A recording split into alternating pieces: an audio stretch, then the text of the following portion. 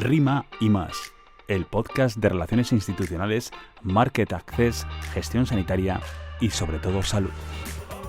Producido por Levin Public Health Affairs. Hola a todos y bienvenidos a un nuevo episodio de Rima y más. En esta nueva entrega compartimos con vosotros otra de las mesas del segundo Levin Summer Summit que celebramos en el Ministerio de Sanidad el pasado mes de junio. Un punto de encuentro y debate de todos los agentes relevantes de la actualidad sanitaria, en el que tratamos temas de gran interés y actualidad como la inteligencia artificial y los modelos predictivos para mejorar el acceso. En esta mesa contamos con la participación de José Manuel Martínez Sesmero, director de la Fundación para la Investigación e Innovación Biosanitaria de Atención Primaria de la Comunidad de Madrid, que moderó la mesa; Raquel Lloti, comisionada del PERTE para la Salud de Vanguardia en el Ministerio de Ciencia, Innovación y Universidades; Enrique Onieva, profesor e investigador en Inteligencia Artificial en la Universidad de Deusto; y Emilio Pedro Vivancos, responsable de la Oficina de Aplicación de la Inteligencia Artificial en Salud de la Comunidad Valenciana. Rima y más.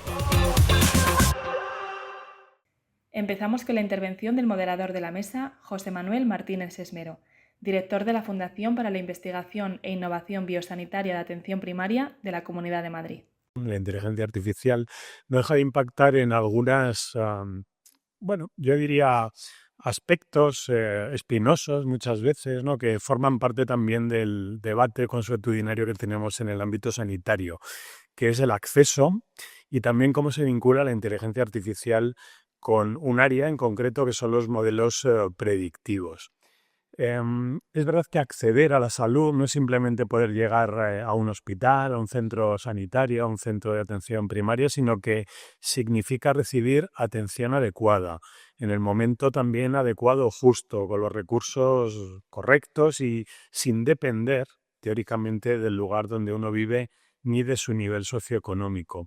Y es verdad que dentro del contexto de la inteligencia artificial, pues los modelos predictivos están empezando a hacernos vislumbrar un camino diferente para mejorar el acceso. No se trata solo de tecnología, se trata de anticipar, sobre todo para actuar cuanto antes y, por lo tanto, poder pasar de un modelo eminentemente reactivo a uno verdaderamente preventivo. Yo he hecho un pequeño ejercicio para poder examinar qué está sucediendo fuera de nuestro país. Hay alguna experiencia, se debatirán ejemplos también probablemente internos y externos, ¿no? Nuestros debatientes lo pondrán negro sobre blanco, pero yo me he encontrado alguna sorpresa de cómo en Reino Unido, en el NHS, pues hay un proyecto, el Accelerated Capability Environment, que desarrolló modelos que predicen pacientes de alto riesgo de ingreso prolongado, utilizando cerca de 500.000 de historiales clínicos, y se ha podido determinar, pues quiénes podrían quedarse más de 21 días hospitalizados, permitiendo a su vez intervenciones tempranas, por ejemplo, ¿no?, el caso de fisioterapia, ajustes de tratamiento, y eso implicó una reducción significativa no solo de la hospitalización, sino que tuvo un ahorro en unos cuantos millones de libras para un solo trust. Y también es verdad que en este contexto de Reino Unido pues ha habido otras experiencias, ¿no?, en este caso en pacientes de edad avanzada, donde pues se ha podido evitar también muchas hospitalizaciones, reduciendo estancias en torno a un 70%. Ejemplos que ilustran cómo la IA ya está, o sea, esto ya es un presente, no es un futuro, está mejorando la atención eficiente, personalizada y preventiva, y dicho de otra forma, mejorando también el acceso al correcto cuidado en tiempo y en forma.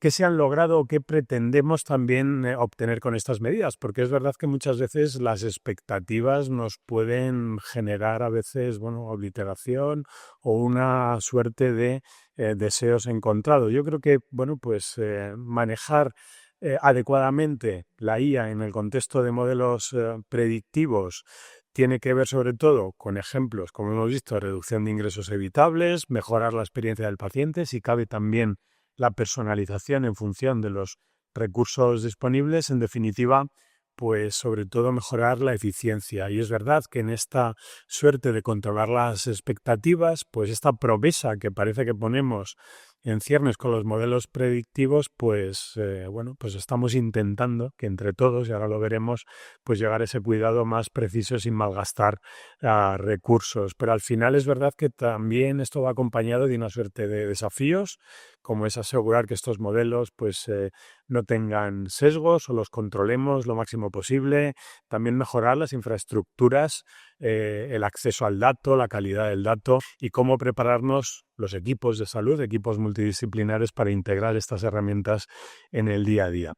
A continuación, Raquel Lloti, comisionada del PERTE para la Salud de Vanguardia en el Ministerio de Ciencia, Innovación y Universidades, explica cómo se está posicionando España a nivel europeo en el uso de inteligencia artificial para la salud y qué rol tiene el PERTE para la Salud de Vanguardia para acelerar ese proceso. El PERTE lo que nos está permitiendo es, de forma transversal, actuando en toda la cadena de valor, desde el desarrollo de los algoritmos por parte de grupos de investigación o por empresas hasta su validación, pero también a la implementación en vida real de estos desarrollos innovadores. Por tanto, lo que nos está permitiendo es contar con un grupo de trabajo interministerial de muy alto nivel en el que están incorporados los representantes responsables del Ministerio de Sanidad, del Ministerio de Transformación Digital, del Ministerio de Industria, también del Ministerio de Ciencia, de quien depende el comisionado, y del Ministerio de Educación.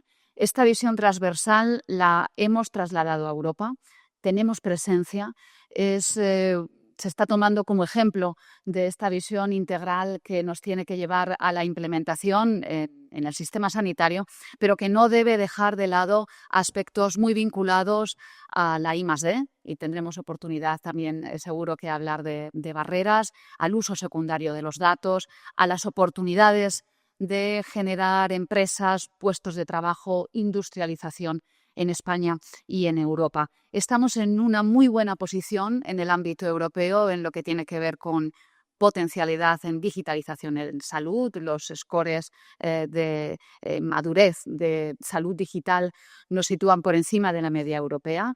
Hemos hecho grandes avances a lo largo de los últimos años, muchos de ellos vinculados a la Estrategia de Salud Digital del Sistema Nacional de Salud y coordinado con otro tipo de actuaciones, aún gran camino por recorrer, pero creo que nuestra posición está siendo de liderazgo también en lo que tiene que ver con el desarrollo y la implementación del marco regulatorio. A nivel europeo tenemos un marco que estamos empezando a adoptar, muy reciente, en lo que tiene que ver con inteligencia artificial, el reglamento de inteligencia artificial. Ahí tenemos oportunidad de acompañar en su implementación. Hay una iniciativa tremendamente interesante de la Dirección General de Inteligencia Artificial que tiene que ver con la puesta en marcha de sandboxes regulatorios, es decir, de entornos de prueba que permitan a las empresas españolas adaptarse a este reglamento europeo. Esto se ha lanzado en el ámbito de la salud. Tenemos 3 empresas de diferente ámbito, alguna de ellas que también tiene ayudas del PERTE de la Salud de Vanguardia, y esto lo que nos permite es tener una visión transversal. También seguro que podemos hablar de ello en el reglamento que tiene como el European Health Data Space, del Espacio Europeo de Datos en Salud, y el liderazgo que está teniendo España en su implementación. Enrique Onieva, profesor e investigador en inteligencia artificial en la Universidad de Deusto, explica ahora qué barreras técnicas y de datos enfrenta respecto a la investigación aplicada de la inteligencia artificial en salud y dónde cree que está el gap entre la investigación y la realidad que enfrentamos en el día a día. Cuando empezaba un poco a plantear un poco ideas, hice mi pequeño brainstorming de cómo podría aportar en un foro como este, me venían a la mente, pues bueno, quizá no los más avanzados resultados del estado del arte, pero un poco sí algunos datos un tanto mediáticos que ponen de manifiesto. Pues bueno, vamos a empezar quizá con la parte en la que la inteligencia artificial pues parece no tener barreras, que es la parte en que la inteligencia artificial pues de alguna manera, o la tecnología, vamos a hablar de tecnología en ámbito genérico, pues a las personas nos va a superar en términos de rapidez, en términos de capacidad y en términos de percepción, ¿no? Los seres humanos, nuestra capacidad de percepción es limitada. Las máquinas pueden percibir cosas que nosotros no, pueden ver cosas que nosotros no. Me venían un par de ejemplos muy mediáticos de noticias relativamente recientes.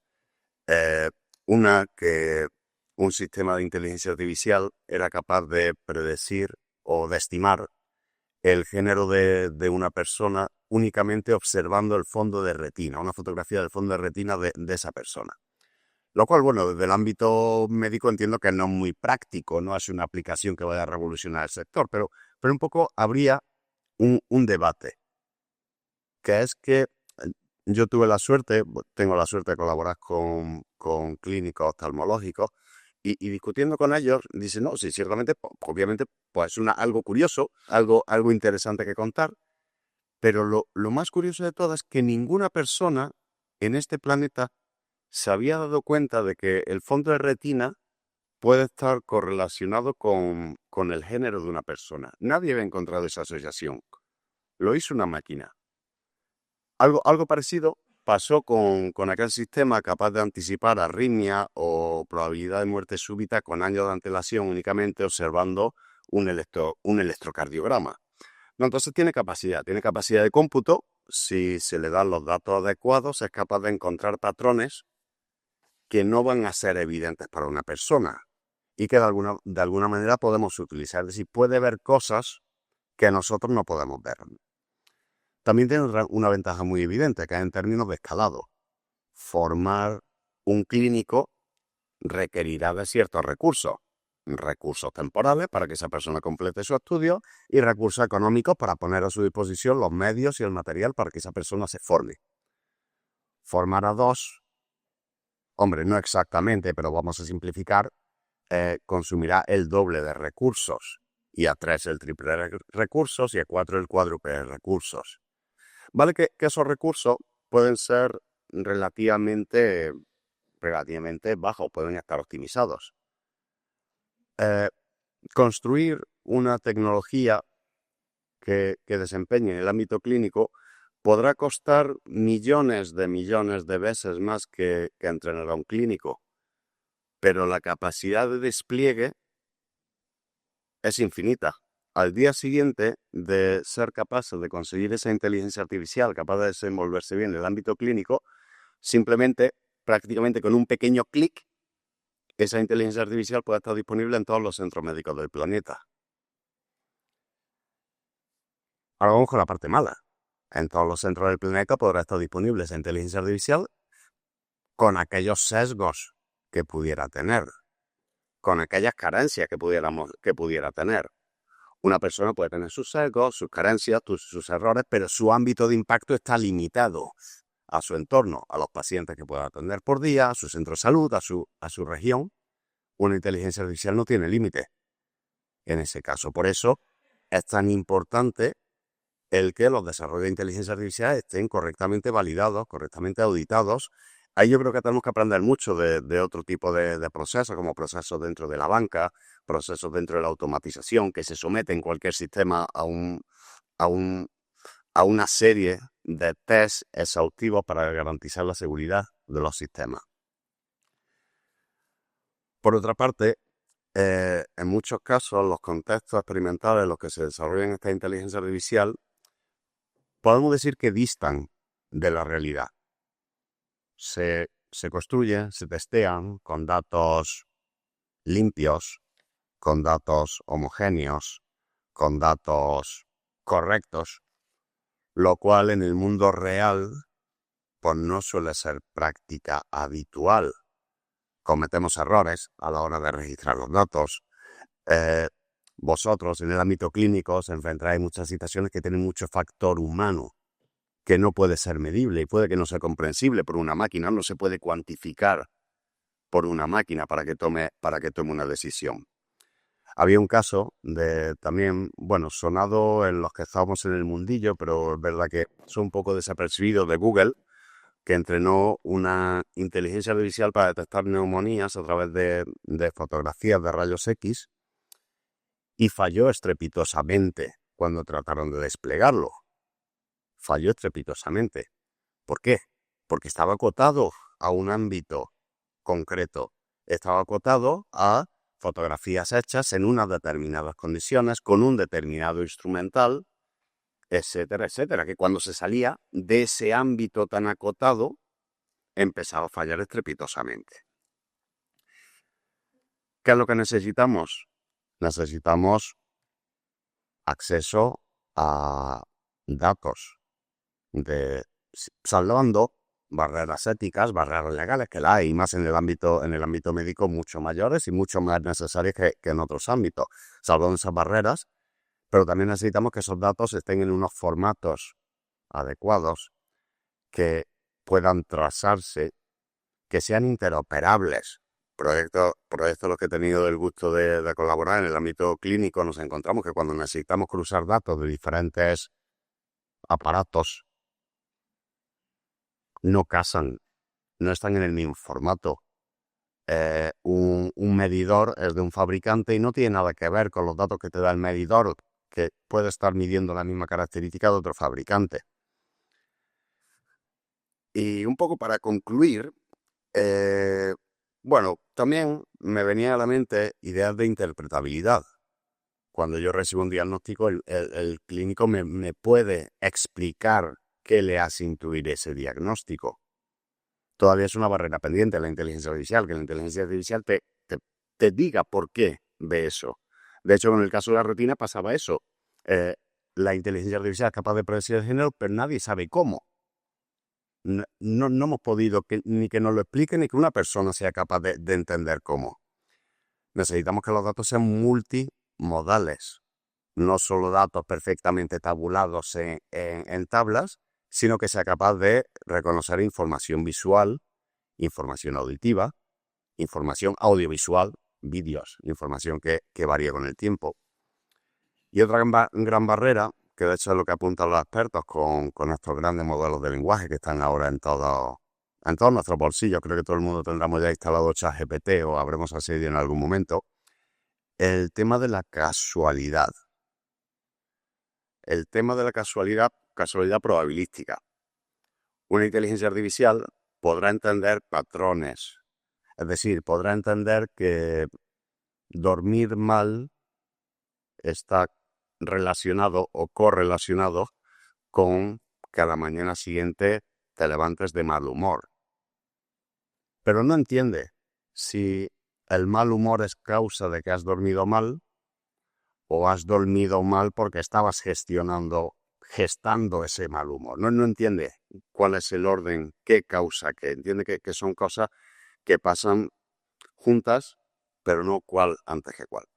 Y acabo citando a Geoffrey Hinton, un pionero de la inteligencia artificial, que luego si tenemos ocasión contaré otra aventurilla de él.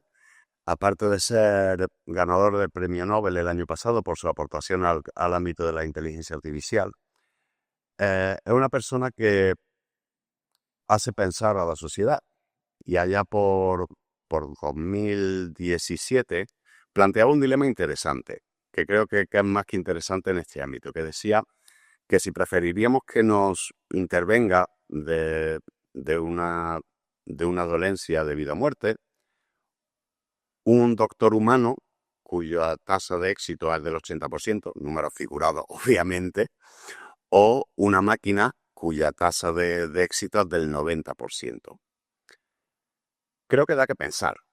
Y claro, da para mucho, porque los indicadores en un ámbito tan sensible como el ámbito médico, cualquier ámbito que tenga que ver con lo humano, no se basan únicamente en eso. Yo puedo entender que una persona puede no ser exitosa si se dan ciertos factores. Puedo entender que ese 20% que la persona humana, por decir un número, ha tenido de error, puede deberse a causas que pudieran ser controlables. Puede que ese 20% de intervenciones fueran especialmente más complicadas que una intervención estándar y que, pudiera ser sin intervención relativamente sencilla, podría confiar en esa persona. Con la máquina no sabemos. La máquina puede tener, ChatGPT puede alucinar en la pregunta más simple que le hagamos y darte una respuesta completamente errónea, por algo completamente aleatorio. Entonces ya no se trata de que esa máquina tenga un 90% de acierto, depende de que ese 10% de fallo depende de algo que no conocemos. Pudiera ser completamente aleatorio. completamente una lotería. Ahora Emilio Pedro Vivancos, responsable de la Oficina de Aplicación de la Inteligencia Artificial en Salud de la Comunidad Valenciana, nos cuenta algunos ejemplos reales de la aplicación de inteligencia artificial para mejorar el acceso a la salud en el contexto regional. Después de la intervención de Enrique, ya nos podemos imaginar cuál es la labor del día a día para desplegar inteligencia artificial en cualquier sistema sanitario, de la cantidad de problemas que nos encontramos y que tenemos que solucionar, ¿no?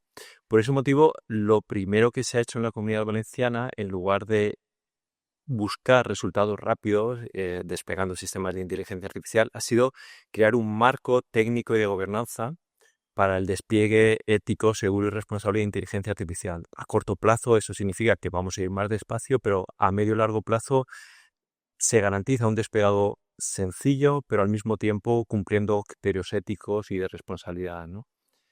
¿Qué hemos estado haciendo? Pues desde el punto de vista técnico hemos creado un entorno en el que es muy sencillo desplegar sistemas de inteligencia artificial. Para ello hemos creado una especie de hub, técnicamente es un orquestador, que está conectado a todos los servicios de nuestro sistema sanitario, desde el hospital más grande de referencia, como podría ser la FE, hasta un centro comarcal pequeño que pueda estar en el sur de la provincia de Alicante. Esto significa que cualquier sistema de inteligencia artificial que nosotros despleguemos se conectará con este orquestador, esta especie de núcleo central, y automáticamente esta inteligencia artificial se podrá utilizar en todos los centros de la comunidad autónoma. Esto nos permite cumplir ese criterio tan importante que es el de un despliegue ético, porque sería injusto discriminar y que todos sabemos que los grandes hospitales tienen acceso a más recursos, son más atractivos desde el punto de vista de cliente de grandes empresas, mientras que esos centros más pequeñitos suelen quedar siempre discriminados porque pocas empresas se acuerdan de ir allí porque no les resulta atractivo. Bueno, pues nosotros con este sistema de desplegado garantizamos que cualquier sistema de inteligencia artificial va a estar usándose en el centro más grande, pero también en el más pequeño. Además, otra parte muy importante de nuestro trabajo ha sido el establecer un criterio uniforme para seleccionar qué sistemas de ellas se van a desplegar.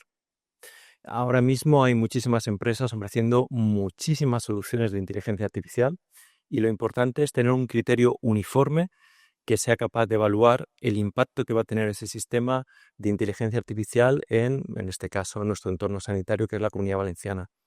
De esta manera sabemos cuáles son las reglas del juego y a partir de ahí podemos tener un criterio que cualquiera puede aplicar a la hora de seleccionar cuál es la mejor solución, ¿no?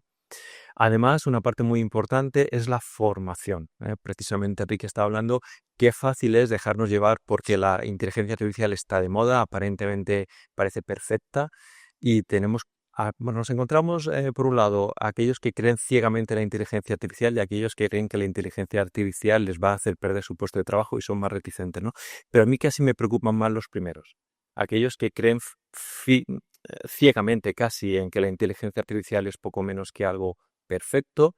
Y yo me he encontrado un caso que me resultó curioso, era un radiólogo con más de 30 años de experiencia que me dice, mira, es que esta IA me está diciendo que aquí hay un hallazgo que yo creo que no, se está equivocando, está confundiendo. Y yo le dije, es que tú tienes razón, seguro, es que la IA se equivoca también. Y decía, pero entonces, ¿para qué queremos la IA si se va a equivocar? Es que ahí está la importancia de la formación. Ser conscientes de que la IA, como cualquier humano, se puede equivocar. Si tenemos una sensibilidad del 90%, significa que hay un 10% que no estamos cubriendo. Lo mismo para la especificidad. Y eso forma parte de la labor de un despliegue responsable de la inteligencia artificial. Dar la formación para que todos los que están utilizando la inteligencia artificial conozcan no solo sus ventajas, que esas nos las están diciendo todos los días, especialmente los proveedores, sino también que conozcamos los riesgos que estamos asumiendo y que entendamos cuáles son las ventajas, pero también los inconvenientes que puede tener. Y yo siempre suelo comentar algo que es muy importante. Casi siempre cuando se equivoca la inteligencia artificial lo vamos a detectar muy fácilmente. Y aquí vuelvo a un ejemplo real, era del programa de prevención de cáncer de mama, donde una radióloga me decía, mira, es que esta IA ha confundido un caso muy, muy sencillo de un pezón anómalo con un cáncer de mama. Y me decía, pero si es que esto hasta un estudiante de la Facultad de Medicina lo habría detectado. Y yo le dije, eso es muy bueno. Porque si dentro de ese 10% de casos que no detecta o dentro de ese 15% de casos en los que se equivoca la IA, son casos tan fácilmente detectables por el humano, significa que el binomio inteligencia artificial humano se van a complementar perfectamente. La inteligencia artificial va a poder detectar casos que son muy difíciles de ver por el ojo humano, pero en cambio casos muy evidentes que hasta un estudiante de medicina, como me dices, detectaría, se va a equivocar. Pues perfecto, trabajemos juntos, ¿no? Y eso forma parte del trabajo de la oficina de inteligencia artificial, ¿no? Dar ese tipo de formación para que conozcamos los riesgos. Casos concretos que hemos desplegado en este entorno y que ya están accesibles en todos los centros de la Comunidad Valenciana. Pues tenemos, por ejemplo, ayudas al diagnóstico radiológico, con placas de tórax y de musculoesquelético, que están siendo de bastante utilidad, por ejemplo, en medicina familiar, pero también en los servicios de urgencia. No todos los centros cuentan las 24 horas del día con un servicio de radiología que informe de todas las placas. El médico de urgencia, además me lo comentaba un médico de un hospital importante de nuestra comunidad, decía, cuando llevas 18 horas de guardia, el que la inteligencia artificial te marque en un cuadrito donde cree que hay un determinado problema, pues a mí me ayuda bastante, porque yo lo he podido ver, lo he podido no ver, y me aporta una seguridad que cuando no puedo acceder a un radiólogo para que él me dé su segunda opinión, a mí me tranquiliza bastante, ¿no? También hemos realizado, como he comentado antes, el despliegue de un sistema de ayuda al sistema de cribado de cáncer de mama. Está siendo también bastante útil porque es como una tercera opinión que se está incorporando a las 2 lecturas que se están haciendo actualmente. También estamos ahora mismo desplegando un sistema que va a ser un agente inteligente de ayuda a la transcripción de las consultas en medicina familiar, en atención primaria. Esto es importante porque es el lado humano que se está perdiendo actualmente en esas consultas en atención primaria. A todos nos ha pasado llegar a una atención primaria y ver que el médico prácticamente ni nos puede mirar a los ojos porque le hemos cargado de tantas tareas para que introduzca todos los síntomas, para que rellene la historia clínica, para que lea toda la historia clínica que cada vez es más larga, que al final no puede mirar a los ojos al paciente. Pues creemos que este sistema va a ser de bastante ayuda para que el médico se pueda olvidar durante un rato del ordenador y se centre en el paciente. Luego ya tendrá la transcripción de toda la conversación, un resumen, incluso un resumen de la historia clínica antes de empezar la consulta. Creemos que esto va a aportar ese lado humano a las consultas, de manera que es curioso, ¿no? La inteligencia artificial viene para que el trato entre los humanos sea más humano. Yo creo que en ese sentido nos va a ayudar también. Y bueno, tenemos algún otro sistema en marcha, como un sistema de gestión de las peticiones de cita en atención primaria. Hemos detectado un problema y es que muchas llamadas telefónicas para pedir cita se quedaban sin responder. Bueno, pues una labor tan mecánica como esa, la inteligencia artificial puede ayudar. Establece una conversación con la persona que ha llamado y si es posible ya le realiza una cita con el médico que le corresponde, incluso hablando y llegando a un acuerdo con el paciente de en qué día y a qué hora le viene bien asistir, ¿no? Estamos, por tanto, descargando de algunas funciones burocráticas que una máquina como la IA puede desarrollar bastante bien. Creo que todo esto va a aportar a medio y largo plazo mucha calidad a la asistencia que proporcionemos a nuestros pacientes. Para terminar, los ponentes hacen una reflexión sobre qué aprendizajes podríamos trasladar desde otros sectores al ámbito sanitario. Comienza Raquel Lloti, comisionada del PERTE para la Salud de Vanguardia en el Ministerio de Ciencia, Innovación y Universidades. Yo pondría el ejemplo del área del marketing, donde se utiliza mucho la segmentación del público objetivo. Y esto enlaza con uno de los objetivos del PERTE, que es la personalización, la medicina o la salud personalizada. En definitiva, dar al usuario, al paciente, al ciudadano, aquello que necesita. Y en este sentido nos hemos centrado mucho en que lo que necesita son tratamientos, que también, pero creo que en una mesa que está dedicada a modelos predictivos es necesario poner el acento en la anticipación para poder hacer ese targeting y un poco alineado con el sector del marketing. Necesitamos tener datos que sean representativos de la población objetivo, y en ese sentido tenemos un proyecto muy grande, un proyecto de país que aspira a tener una muestra representativa de la población española con más de 200.000 participantes, que sea prospectiva, es decir, de seguimiento longitudinal, y que lo que nos permita es, con una visión multipropósito, no centrada en patología, no centrada en cáncer o en enfermedades cardiovasculares o en enfermedades raras o en otras, sino de una manera más agnóstica, poder tener los datos biológicos, datos de exposición ambiental, datos clínicos, que nos permitan anticiparnos y, volviendo a la pregunta, y habiendo introducido este elemento que me parecía interesante, poder personalizar, poder dirigirnos a los pacientes, a los ciudadanos, por clústeres, por grupos, de una manera mucho más segmentada y más precisa. Es el turno ahora de Enrique Onieva, profesor e investigador en inteligencia artificial en la Universidad de Deusto. Estaba subrayando conforme hacía la pregunta eso el tema de la representatividad de los datos, porque bueno, uno de los mitos que quizá pues se repite, uno de los mantras que se repite con esto de la inteligencia artificial mucho, que cuanto más datos mejor va a funcionar, ¿no? Cuanto más datos le demos, vale, hasta cierto punto puede ser relativamente cierto, porque hay una diferencia entre la inteligencia artificial y la humana, que es la capacidad de generalización. Una persona, un radiólogo, observando unas pocas radiografías, entendemos por pocas, no sé cuántas veces puede estudiar en su etapa formativa, 50, 100, pues es capaz de desempeñar una labor. Una inteligencia artificial necesitará de miles de fotografías para aprender a hacer la misma tarea que una persona. Entonces está limitada en cuanto a generalización.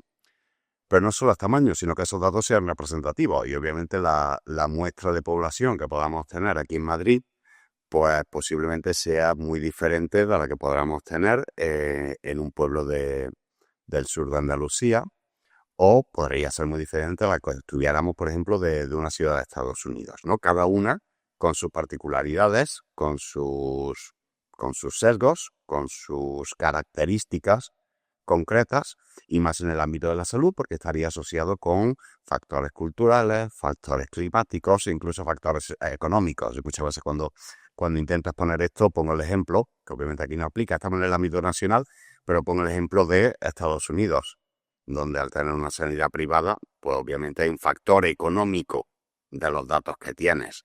Tenemos datos de las personas que se pueden permitir ir al médico. No hay datos de todas las personas. Entonces yo abogaría por esa representatividad de los datos. Y luego, como he comentado antes, aprender de aquellos sectores donde la seguridad es crítica y que tienen ya bagaje en el desarrollo de tecnología. Yo aquí también, por background técnico, hablaría del sector de la automoción. Como he mencionado antes, un sector donde la seguridad es un aspecto no solo de marketing, sino también algo crítico, y donde cualquier sistema pues tiene una serie de pruebas y una serie de barreras que superar para certificar su adecuación de salida al mercado. Concluye Emilio Pedro Vivancos, responsable de la Oficina de Aplicación de la Inteligencia Artificial en Salud de la Comunidad Valenciana.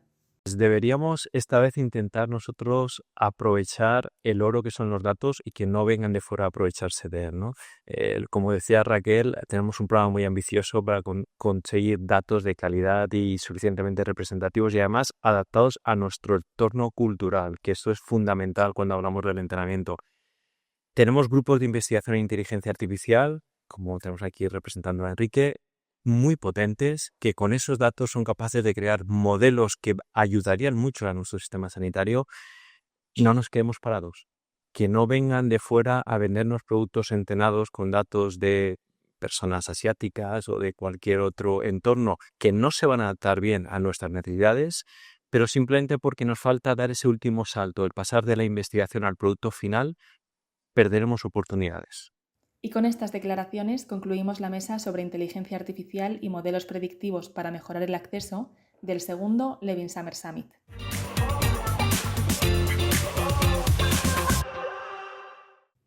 Con esto nos despedimos hasta el próximo episodio de Rima y Más, el primer podcast de España sobre acceso al mercado, gestión sanitaria, relaciones institucionales y, como siempre decimos, sobre todo, salud. Y mientras tanto, si quieres estar al día de todo lo que ocurre en el sector sanitario, no olvides seguirnos en redes sociales. Muchas gracias por escucharnos.